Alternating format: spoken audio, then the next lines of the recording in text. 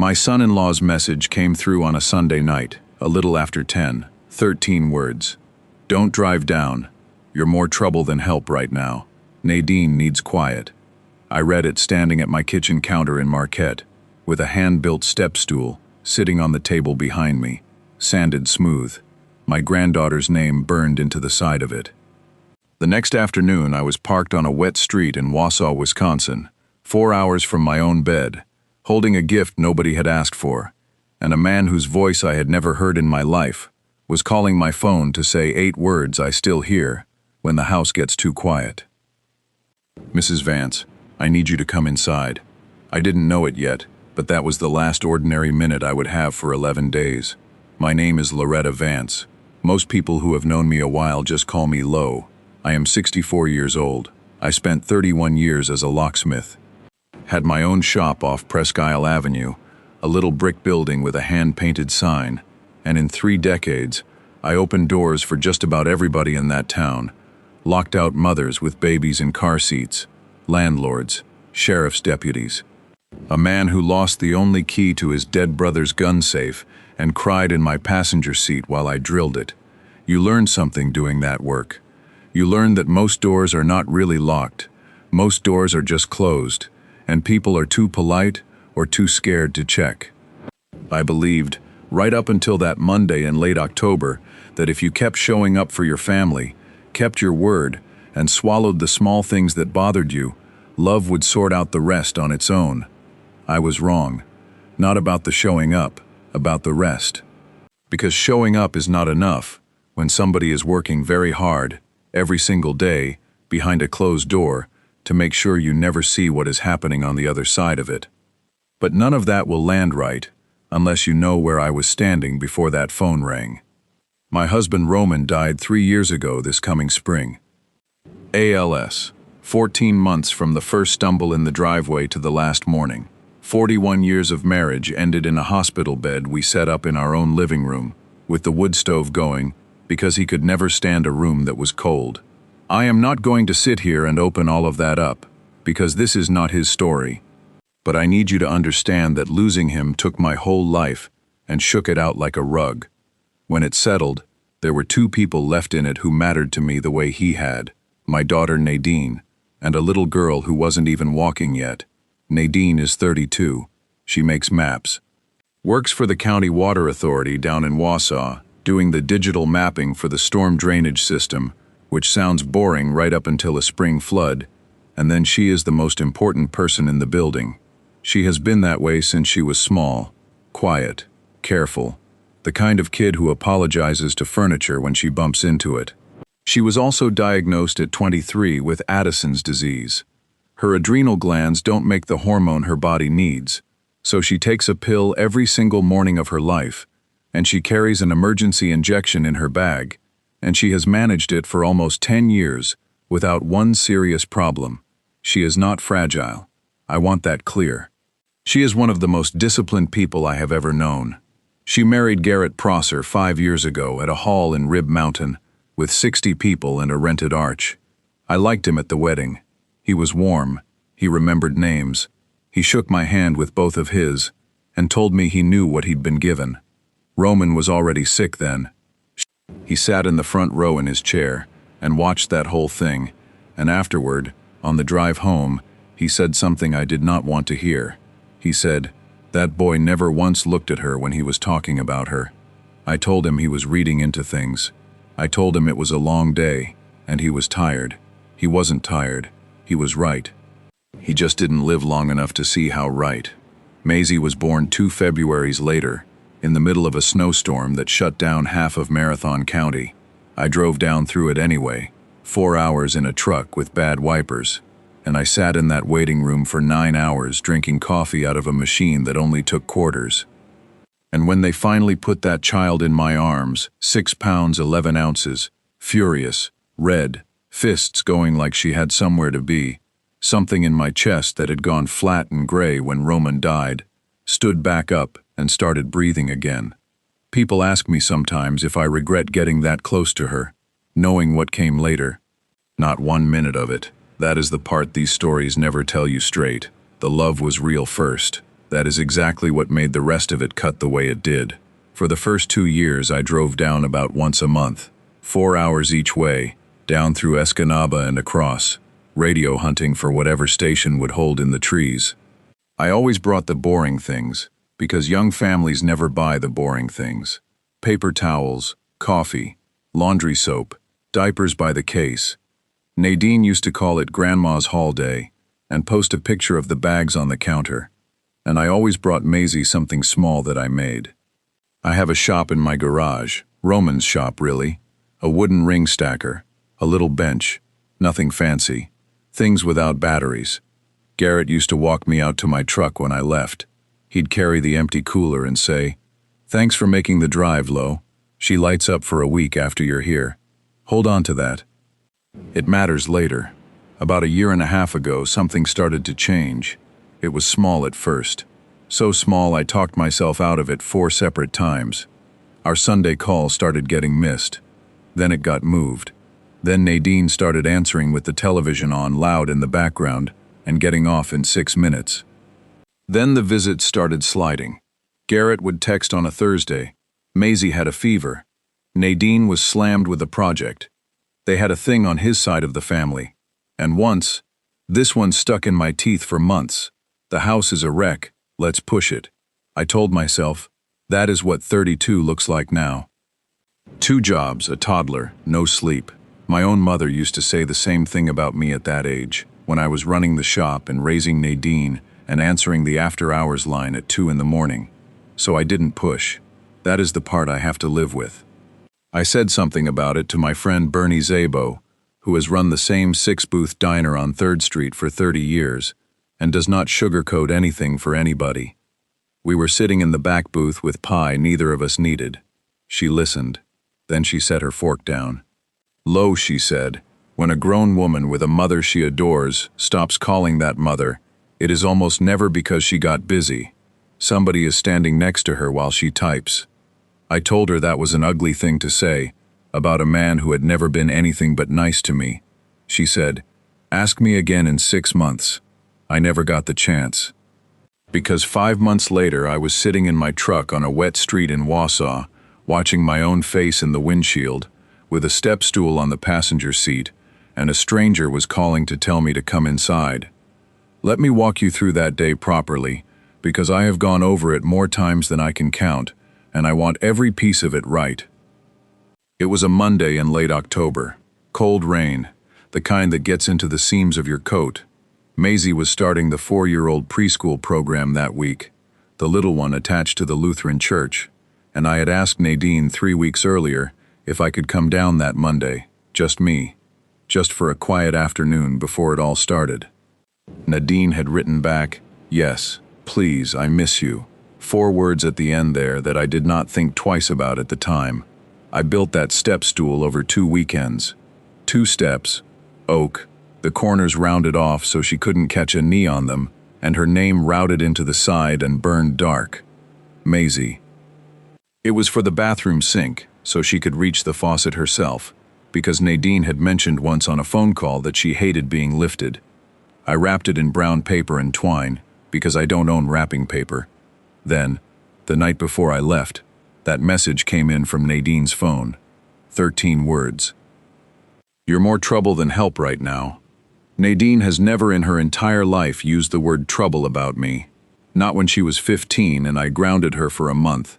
Not when I showed up at her college apartment unannounced with a new deadbolt because I didn't like her old one. I sat with that for about an hour. Then I loaded the truck anyway. I left Marquette a little after 8 in the morning, and I was on her street by noon. They rented the bottom half of a green duplex on the east side, with a porch and a maple in the yard that was down to its last leaves. I remember the driveway was empty. I remember the porch light was on in the middle of the day. I sat there with the engine running and the defroster going, and I read that message a 5th time. Then I did something I am still not sure I can explain, and I am not going to dress it up. I did not turn around. I put the truck in park across the street, and I sat. It wasn't stubbornness, it was the wording. That message did not sound like my daughter, not the rhythm of it, not the words in it. and a porch light burning at noon is the kind of thing a locksmith notices, because a porch light burning at noon means nobody has been home to turn it off. There was a kid down the block, 16 maybe, in a hooded sweatshirt with a wagon, working his way along with a stack of those free weekly papers. He came up that walk, stopped at the porch, and I watched him stand there a second too long looking at the door before he put the paper down. Then he looked at the street. Then he looked at my truck. I sat there 50 minutes. Longest 50 minutes of my life, and the best decision I ever made. Because at 10 after 1 my phone rang from a number I did not know. Mrs. Vance? My name is Ivor Halstead. I own the property at 1418. You co-signed the lease 3 years back, so you're the second contact on my file. I said yes. I said I was sitting outside it right now. There was a pause. I have opened doors for police officers. I know what that pause is. It is what a decent man does before he says a thing he does not want to say. Ma'am, I've had a boy leaning on my office door for 2 days telling me something's wrong in that unit. I'm about 8 minutes out with a key. I'd rather you were standing there when I use it. I said, don't wait for me. He said, I'm not allowed to go in alone. That's why I'm calling. I got out of my truck into that rain, and I walked up to that porch, and I looked in the front window through a 2-inch gap in the blinds, and I could see a cereal bowl on the floor of the living room, and the dog bowl beside it, empty and dry, and the dog nowhere. The kid with the wagon was still standing at the bottom of the steps. He was soaked. He said, "Are you her mom?" I said I was. He said, "I've been calling you for 3 days. 3 days. I want you to hold on to that number, because everything that came after was built on top of it. If you're just settling in, get yourself something warm and get comfortable, because this story gets heavier before it turns. And if you know somebody who has ever been talked out of trusting their own gut about their own family, stay with me to the end, because that's really who I'm telling this for. Go ahead and hit subscribe so you don't lose the rest of it, and tell me in the comments where you're listening from tonight. I read them. Now, back to that porch. His name was Emmett Fry, 16 years old, delivered the free weekly on Mondays, walked 2 dogs on that block for $8 a day, and had known my granddaughter well enough that she used to yell "Paperboy" at him through the window like it was the funniest thing in the world. He told me, standing there in the rain before Ivor Halstead ever pulled up, that on Friday he noticed the trash cans hadn't gone out. Saturday he noticed the same cans still hadn't come in from the week before. Saturday night, the dog was barking and would not stop. Sunday morning the barking had stopped, which he said scared him worse, and there was a magnet on their refrigerator. He could see it through the kitchen window from the sidewalk, a locksmith magnet. Vance Lock and Safe, Marquette, Michigan, with a phone number on it. My magnet, my own shop number, on my own daughter's refrigerator. He called it 3 times. 3 times he got 2 rings and then nothing, a dead line. That number has been in service since 1994. I have never once let it lapse, not when I sold the shop, not when Roman got sick. That detail is the one that turned my stomach into concrete, and it is the exact detail my friend Odette would later pull the hardest on, because it meant this was not a bad week. This was a plan. Ivor Halstead came up those steps with a master key already out, and a face that told me he had rehearsed what he was going to say and still hated it. He knocked. He announced himself twice, loud, the way you're supposed to. Then he opened my daughter's door. The smell hit first. I am not going to describe it in detail.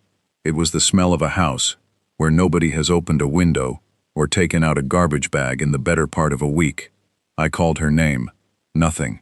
I found my daughter on the floor of the back bedroom, between the bed and the wall, in a t-shirt that was soaked through, conscious enough to move her hand when I touched her face, and not conscious enough to know who I was. I want to tell you what an adrenal crisis is, because most people have never heard of it, and it is what nearly took her. When you have Addison's, your body cannot make its own cortisol. You take a pill every morning. If you get sick or hurt or badly stressed, you need more, and if you don't get it, your blood pressure drops, your sodium crashes, you vomit until you're empty, and then you slide. It does not look dramatic from the outside. It looks like somebody sleeping. That is what makes it so dangerous, Nadine's medication was not in that house, not in the bathroom cabinet, not in her purse, not in the kitchen drawer where she kept her backup. Her emergency injection kit, the one thing she has carried every day for a decade, was gone. Her purse was on the counter with her wallet still in it. Her phone was gone too. I got down on that floor with my daughter and I put my coat over her and I called 911 with a hand that would not stay steady. And Emmett Fry, 16 years old, ran to the kitchen and came back with a wet dish towel and a glass of water without one person telling him to. And then he went and stood at the end of the driveway in the rain so the ambulance would not drive past the house. He thought of that. A 16-year-old thought of that. The paramedic who ran the call was a woman with gray at her temples and a voice like she'd been doing this 20 years. She got a line in my daughter. She got fluid going. She got hydrocortisone into her. And once Nadine's color started to come back, that woman looked at me across the stretcher and said, "Ma'am, I want you to hear me. You bought her about a day, maybe less. Sit with that the way I have had to. A day, maybe less. That is a sentence that permanently changes how a person walks through the world."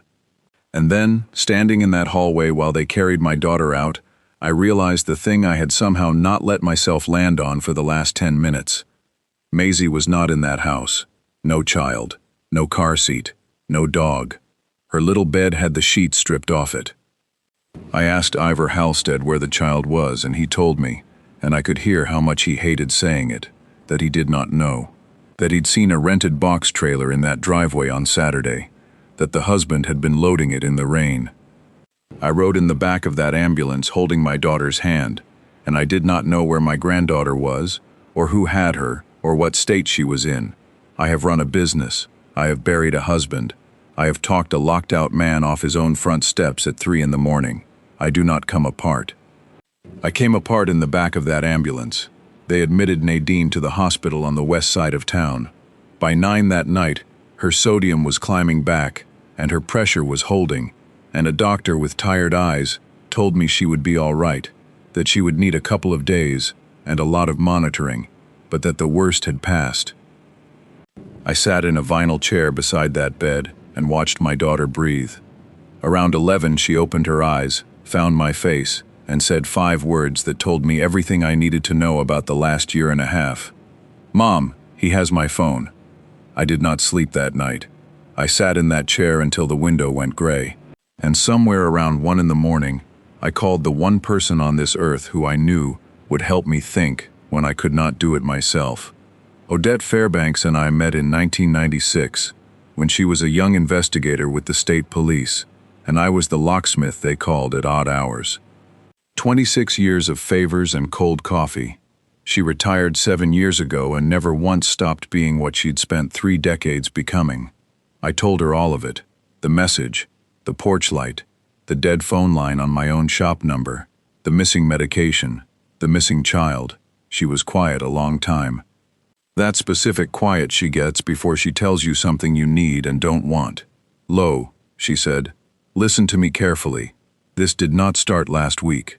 A man does not reroute a phone number in a panic. That takes setup. You said the visit started sliding a year and a half ago. That's your start date." Then she said, "The hardest thing anybody asked of me in this whole story. Don't call him. Don't text him. Don't call his mother. Don't post one word anywhere. If he thinks nobody's looking, he stays sloppy. The second he knows you're awake, he gets careful. And careful is how people disappear with kids. Can you sit on your hands for a few days?" I told her I could. Every part of me wanted to drive to wherever Garrett Prosser was and put my hands on him. But 31 years in business had already taught me the same lesson she was teaching me. The one who reacts first loses. The one who gathers everything first walks into a courtroom and wins. Odette drove down the next morning. What she put together over the next 4 days, sitting at my daughter's hospital bedside with a legal pad, and later at my kitchen table in Marquette, rearranged everything I thought I knew about the man who walked my daughter down that aisle. Start with the phone number. 14 months ago, someone had called my old carrier and set up a forwarding service on my business line, routing it to a number that rang twice and disconnected. It had been paid for with a prepaid card. The account had one security question on it. and the answer was the name of the street Nadine grew up on. Anyone who ever called my shop number got nothing. Emmett Fry got nothing. Ivor Halstead, who tried me twice on Saturday, got nothing. I had a personal cell that whole time, but my daughter's refrigerator had the shop magnet on it, because that magnet had been on every refrigerator she ever owned since she was 19. And Garrett knew it. Next, the money. When Roman died, his life insurance paid out. I split it. Half stayed with me, half went to Nadine, $61,000, and she put it in a savings account and did not touch it because she said it was going to be Maisie's someday. 14 months ago, that money started moving. $4,000 and $5,000 at a time into a business account for something called Prosser Freight Holdings, an LLC registered in Wisconsin with Garrett listed as the only member. Nadine never knew it existed. He had access to that savings account because they had linked their banking the year they married, the way people do when they trust somebody. There was more. He had cashed out $31,000 from her retirement account 8 months back, and the withdrawal form carried a signature that was close enough to fool a clerk and not close enough to fool me. My daughter has crossed her 7 since she was in the 8th grade. That signature had a plain 7 on it. Next, the plan. There was a signed lease in his name for a rental house in Coeur d'Alene, Idaho, starting the 1st of November. There was a job offer letter from a freight brokerage out there dated 6 weeks earlier. There was a request submitted to Maisie's daycare to transfer her enrollment records to a facility in Kootenai County, and that request listed my granddaughter's last name as Kell, not Prosser, Kell. That is where the floor came out from under all of it. Because Odette, pulling on that thread, found a marriage in Ohio 9 years before mine ever happened. A woman named Tamsin Kell, and a boy, Declan, who would be 10 years old now, and who had last seen his father when he was 4. Gareth Prosser Kell had walked out of a house in Ohio, dropped half his name, moved 2 states, and started over. There was a support judgment against him out there that had been sitting unpaid for 6 years. He had done this before. He had a practice run. And here is the piece that I still cannot think about without having to stand up and walk around the room. 2 years ago, Tamsin Kell found Nadine. She sent one message to my daughter's work email because that was the only address she could find. It said, more or less, that she was sorry to reach out this way, that she was not looking for anything, and that if Nadine had a child with him, there were some things she ought to know. Nadine never saw it. The message was opened and deleted 11 minutes after it arrived, at 4 in the afternoon, from an IP address in that green duplex, on a day my daughter was at a training seminar in Madison. He read it, and then he made it disappear, and then he lived beside her for 2 more years. Odette found one more thing. Ivor Halstead let her into the unit with the sheriff's deputy who took the report, and taped to the inside of a kitchen cabinet door, behind the plates, was a piece of yellow legal paper, a moving checklist, written in his hand, 30-some items, transfer records. Cancel utilities, trailer deposit, return router. And down near the bottom, in the same easy handwriting a man uses for a grocery list, keep LV out until the 12th. LV. That's me. 13 words calling me more trouble than help were never about a Monday afternoon visit. They were a line item. I was a task on a list, sitting between the utility shutoff and the router, because I was the only person in that woman's life who would have driven 4 hours on a bad feeling. He was right about that, at least. I want to stop here and be honest about something, because I think a lot of people need to hear it. Right up until Odette laid those papers out on my kitchen table, some stubborn part of me was still holding a door open for the idea that this was a misunderstanding, that he had panicked, that he was in over his head with debt and made a terrible decision in a terrible week. I think most of us hold that door open longer than we should, because the other side of it means admitting that somebody you fed at your table, somebody you handed your granddaughter to, walked past your daughter on the floor of her own bedroom and decided that helping her was not on the schedule. That door closed when I read a line in his handwriting about keeping me away until the 12th.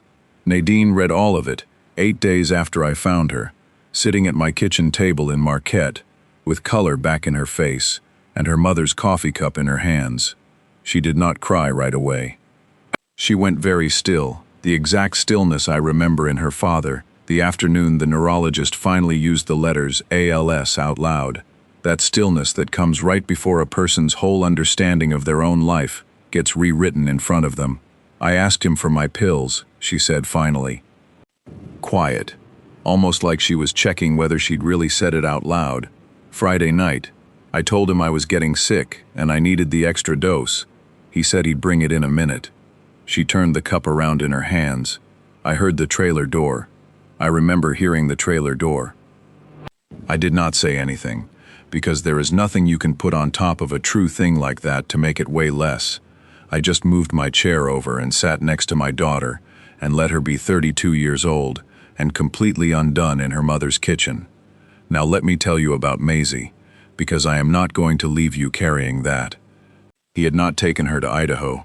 My unplanned 50 minutes on that street, and Emmett Fry leaning on a landlord's door for 2 days, had wrecked his timeline by 4 days. Maisie was in Antigo, at his mother's house. Doreen Prosser is 71 years old, and I want to be fair to her, because she was lied to as thoroughly as anybody. Garrett had told her that Nadine had gone into an inpatient program for a mental health crisis, and had asked him not to tell her family. He told his mother, the grandmother in Michigan, had been the trigger. He had her keeping Maisie quiet and away from the phone, and feeling righteous about it. When the attorney I hired, a family lawyer in Wausau named Junie Halverson, filed for emergency custody the following Monday, she walked in with a hospital record, a paramedic statement, a sworn statement from a 16-year-old paper carrier, a bank trail, a forged signature, an out-of-state lease, a deleted email, and a photograph of a handwritten checklist with my initials on it. The judge granted my daughter emergency sole physical custody in under 48 hours. I drove to Antigo myself, the morning the order came through, with Junie's paralegal in my passenger seat, holding the folder. Doreen Prosser opened that door, and she looked at the paperwork, and then she looked at my face, and I watched a woman find out in real time what her son actually was. She did not fight. She stepped back, and she put her hand over her mouth, and she said, "He told me she was in a hospital." I said she was. Then a 3-year-old came around the corner of that hallway in mismatched socks, saw me, and screamed my name loud enough to rattle the storm door.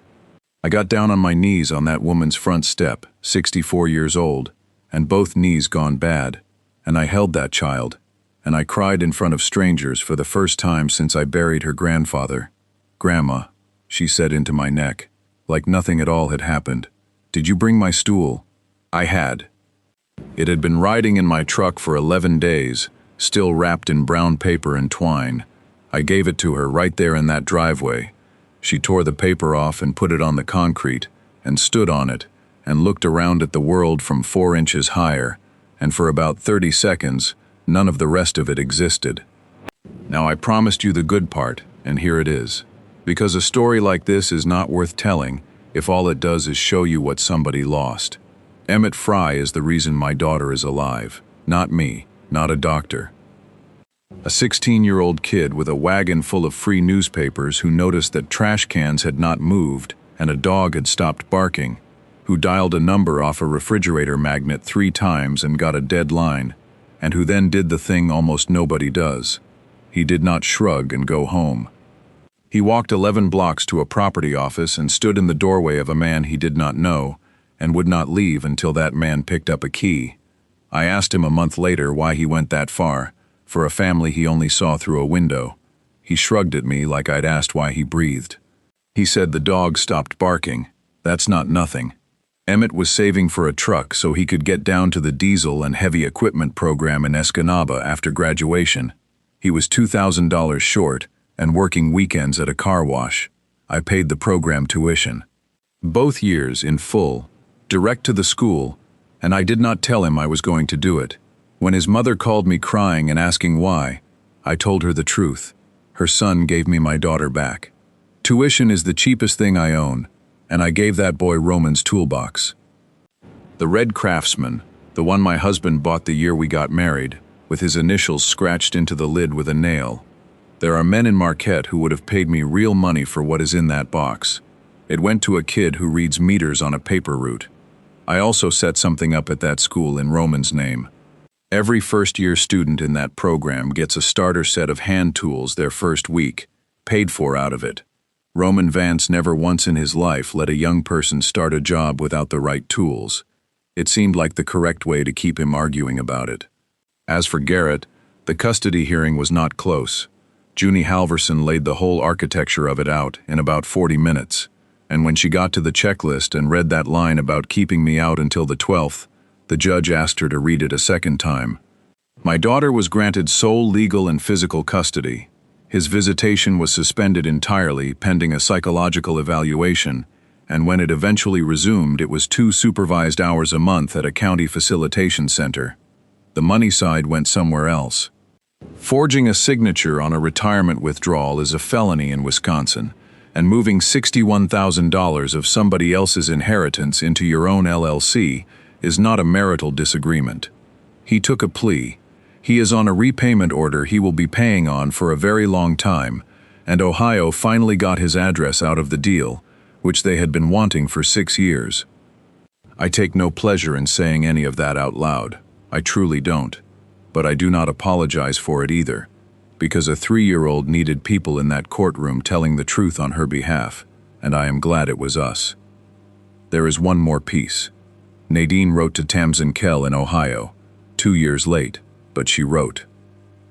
They talked on the phone for 3 hours the first time, 2 women who had never met, comparing notes on the same man, finding out they had both been told the same 3 or 4 lines, almost word for word, years apart.